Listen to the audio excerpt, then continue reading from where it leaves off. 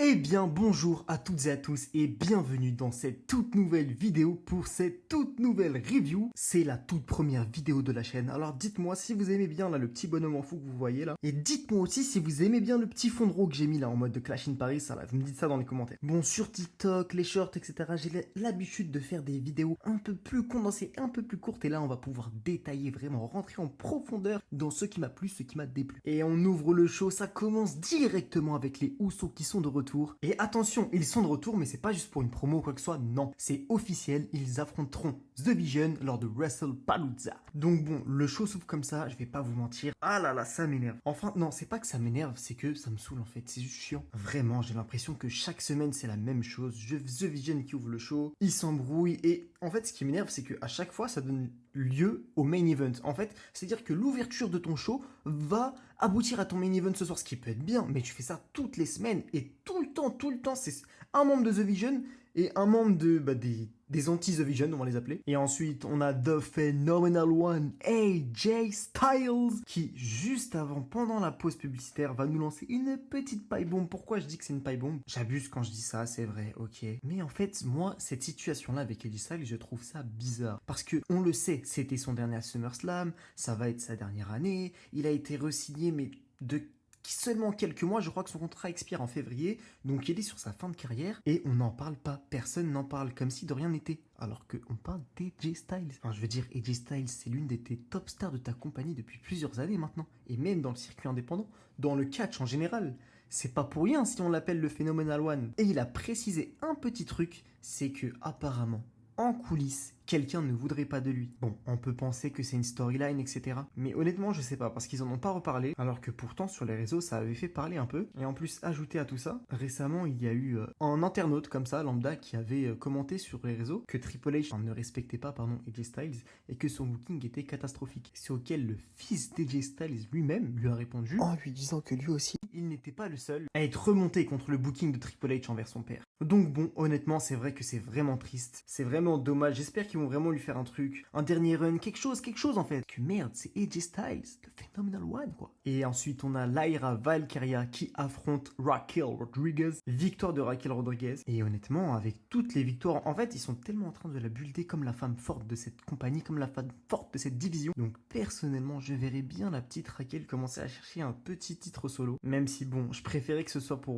Roxanne Perez. Mais apparemment, en interne, ils ont des plans pour Roxanne. Apparemment, un push serait prévu pour pas très longtemps. Et bon, s'il vous plaît, faites-nous ce push au plus vite. Et ensuite, le gros point du show, ce qui aurait pu être le main event, honnêtement, la promo de AJ Lee. Et waouh, honnêtement, elle n'a rien perdu. Après, bon, honnêtement, j'étais pas au courant qu'elle avait suivi une thérapie, etc. Donc bon, si vous avez des détails sur ça, vous pouvez me le dire dans les commentaires, mais moi, je ne savais pas du tout. Et elle est très forte parce qu'en fait, elle va réussir à rendre personnelle cette histoire. Après, bon, c'est vrai, Becky a mis ses mains sur son âme, etc. C'était quand même déjà bien personnel. En plus, on la voit arriver directement avec le titre intercontinental. Vous voyez, c'est des petits détails comme ça, mais honnêtement, bah, ça tape fort. Et c'est ce titre qui va servir de chantage pour officialiser leur match lors de WrestlePalooza. Et waouh, honnêtement, la division féminine se tient mais se porte à merveille. Et je ne comprends pas les critiques que les gens peuvent donner, que ce soit AJ Lee ou bien même à Nikki Bella, on va le faire juste après là. Parce que juste après, on a un match qui nous est annoncé entre Nikki Bella et Asuka. Et honnêtement, enfin, même Nikki Bella dans la division par équipe, enfin, pardon, dans la division féminine, ça fait du bien. Moi, le match Asuka-Nikki Bella, il me hype. Asuka qui joue son rôle de heel à merveille et en plus de ça, elle gagne. Elle gagne comment? En faisant abandonner Nikki Bella. Et tout ça pourquoi? Pour au final donner une confrontation avec Rhea Ripley et sûrement un match.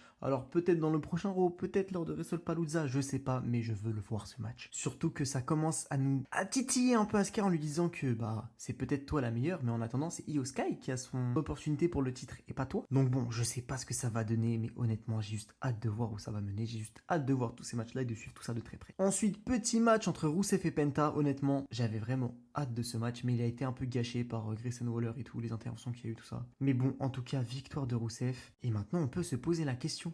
Mais où va se diriger Rusev? Que va-t-il faire maintenant? Sa feud avec Sheamus, elle est finie. Maintenant, tu le fais battre Penta. Bon, Penta, maintenant il serpille. Avant, il était là, il prenait quelques tombées. Pendant très longtemps, il avait été invaincu. On jouait d'ailleurs sur ça. Mais maintenant, c'est fini, stop. C'est triste, hein, mais c'est devenu une serpillère, le mec. D'ailleurs, je ne comprends pas. Ça fait un moment qu'on n'a pas eu son frère Rey Fenix à SmackDown. Il a été en tag team avec Andrade. Mais je me dis, en fait, si c'est pour ne rien faire avec Penta, mais mets-le avec son frère. recréer les Lucha Bros, c'est tout. Lucha Bros contre le Uso, ou bien même, en fait, ça donnerait tellement de piquant pour la division par équipe d'Euro. D'ailleurs, rien à voir, mais honnêtement, je ne comprends pas. Je ne comprends pas pourquoi il a des titres par équipe à Euro. Ça peut être bête dit comme ça, mais en fait, fais comme la division féminine et tu mets un seul titre. Un seul titre pour les deux rosters.